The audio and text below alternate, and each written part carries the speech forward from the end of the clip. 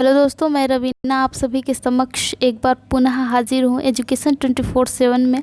आप सभी का बहुत बहुत स्वागत करती हूँ। तो दोस्तों, आज मैं आप सभी के लिए विज्ञान के ऑब्जेक्टिव क्वेश्चन लेकर के आई हूँ, जो कि हम आज ऑब्जेक्टिव क्वेश्चन डिस्कस करेंगे। और चलिए फर्जी में ज़्यादा टाइम वेस्ट नहीं करेंगे, सीधा मुद्दे की बात करते हैं, अपने टॉपिक पे आते हैं। तो ये आज का क्वेश्चन रहा आप सभी के समक्ष जो प्रस्तुत किया जाता है।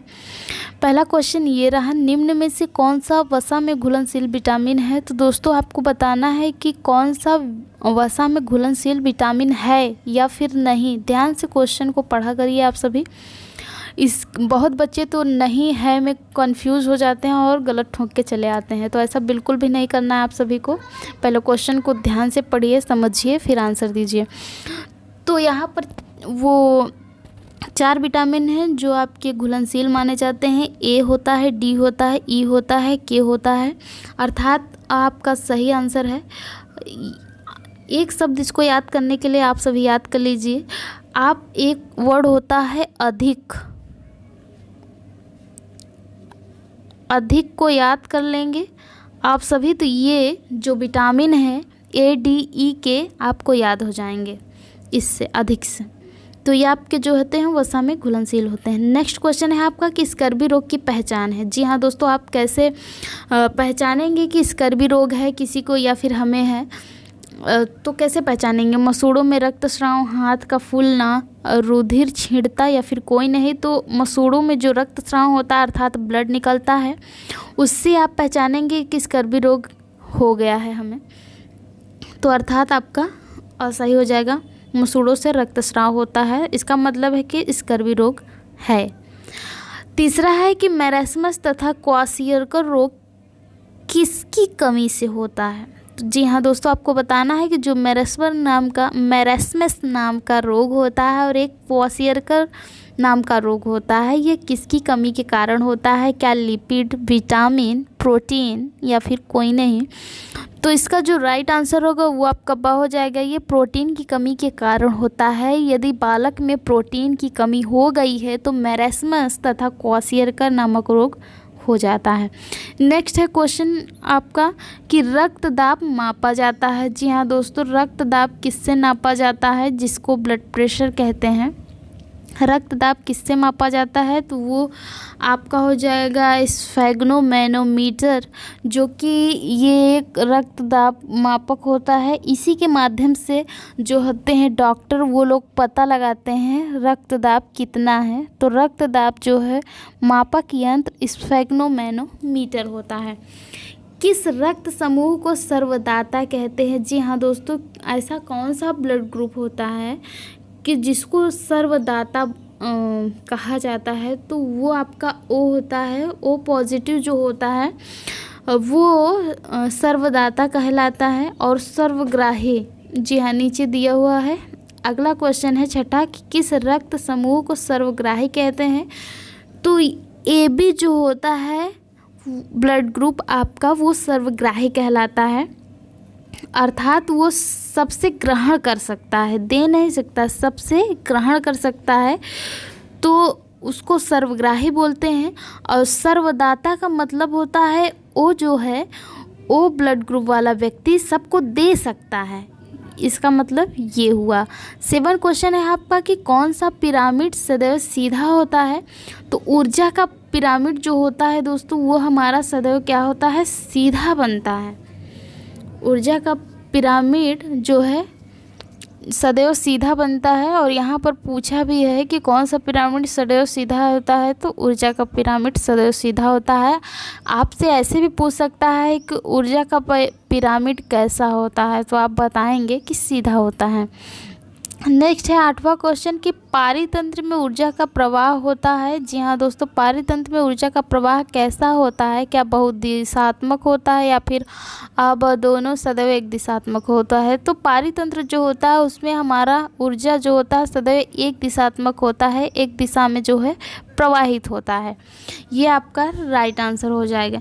नेक्स्ट है आपका कि विद्युत अचालक हैं। जी हाँ दोस्तों, आपको बताना है कि विद्युत अचालक कौन से हैं। तो इसमें जो विद्युत अचालक है वो आपका प्लास्टिक हो जाएगा, और चांदी जो हो जाएगा ये सचालक हो जाएगा।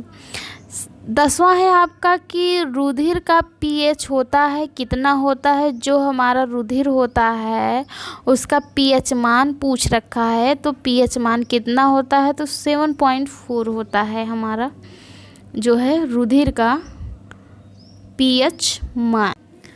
अब चलते हैं नेक्स्ट क्वेश्चन की ओर। नेक्स्ट क्वेश्चन है हमारा कि रुधिर का थक्का बनाने में मदद करता है। तो रुधिर का थक्का बनाने में हमारा रुधिर जो होता है, रुधिर प्लेटलेट जो है ये हमारी सहायता करता है, अर्थात मदद करता है रुधिर प्लेटलेट। इसकी सहायता से जो है रक्त थक्का बनाने में मदद मिलती है। जब भी पूछे आपसे कि रुधिर का थक्का बनाने में कौन सा सहायक है या फिर कौन मदद करता है, आरबीसी की रुधिर प्लेटलेट्स, तो आपको रुधिर प्लेटलेट्स लगाना है। नेक्स्ट क्वेश्चन है आपका 12वां कि एड्स का विषाणु है कौन सा है। तो एड्स का विषाणु जो होता है वो HIV होता है।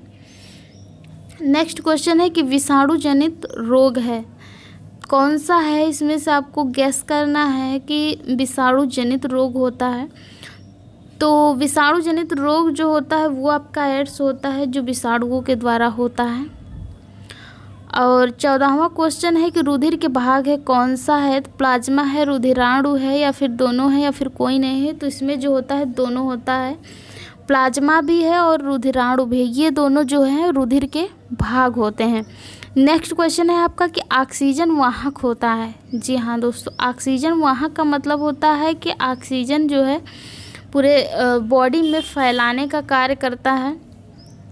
कौन? तो ऑक्सीजन वाहक जो होता है वो कौन सा है, तो वो आपका हीमोग्लोबिन है। हीमोग्लोबिन जो होता है इसके माध्यम से ऑक्सीजन को पूरे बॉडी में फैलाने का कार्य करता है।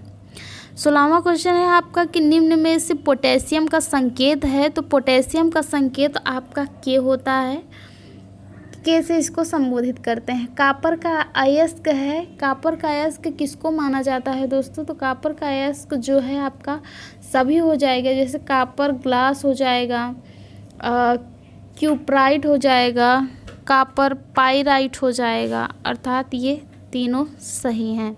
नेक्स्ट क्वेश्चन है आपका अगला कि ओजोन परत के क्षरण से होता है। तो जो ओजोन परत का जो क्षरण हो रहा है हमारे, इससे क्या क्या हानियां हैं ये पूछ रखा है। तो इसके कारण से क्या होता है तो ये जान लीजिए कि सबसे प्रथम जो होता है वो हमारे त्वचा में कैंसर होता है ओजोन परत के क्षरण से।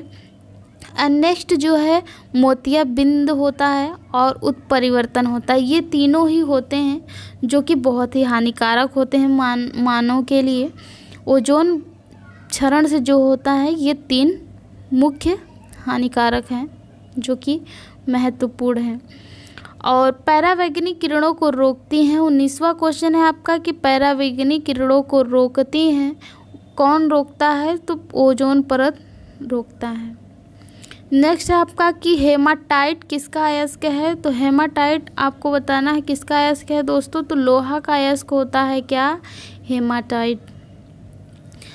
नेक्स्ट है आपका कि किन किन धातुओं के ऑक्साइड उभयधर्मी होते हैं। तो ऐसे कौन कौन से धातु हैं जिनके उभयधर्मी होते हैं? तो जिंक का भी होता है, जस्ता, Zn, Al, Pv, लेड, सीसा, तो ये सभी का जो होता है उभयधर्मी होता है। नेक्स्ट क्वेश्चन है 22वां कि विद्युत धारा मापने का यंत्र है। तो विद्युत धारा जो होता है वो अमीटर से मापा जाता है। अमीटर एक विद्युत मापक यंत्र होता है जिसके माध्यम से जो है विद्युत को मापा जाता है। तो ये थे आपके 22 क्वेश्चन। पसंद आया तो लाइक कमेंट शेयर ज़रूर कर दीजिएगा दोस्तों, और इसको आप लोग ज़रूर देखिए, रिवाइज करिए फटाफट से, और फिर मिलते हैं आपसे नेक्स्ट वीडियो में। तब तक के लिए नमस्कार और बढ़िया से पढ़ें, मस्त रहें, बिंदास।